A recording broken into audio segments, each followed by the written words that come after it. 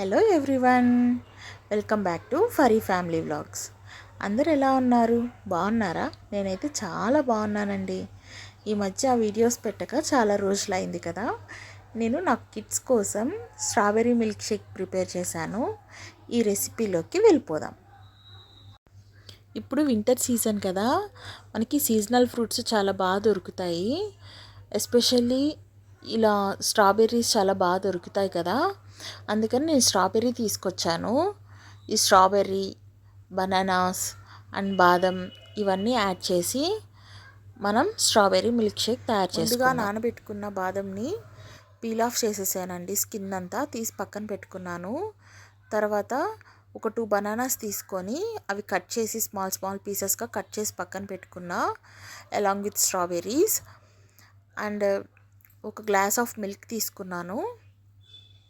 ముందుగా మనం peel off చేసిన బాదంని మనం మిక్సీ జార్లో యాడ్ చేసుకుందాం. తర్వాత మనం కట్ చేసి పెట్టుకున్న ఫ్రూట్స్ని కూడా దాంట్లో యాడ్ చేసేద్దాం. యాడ్ చేసిన తర్వాత మిక్సీ చేసుకుందామండి. మిక్సర్ పెట్టుకుందాము. బాగా బ్లెండ్ అయ్యాయి కదా. ఇవి బ్లెండ్ అయిన తర్వాత దాంట్లోనే ఒక 2 టేబుల్ స్పూన్ ఆఫ్ షుగర్ కూడా యాడ్ చేసుకుందాం.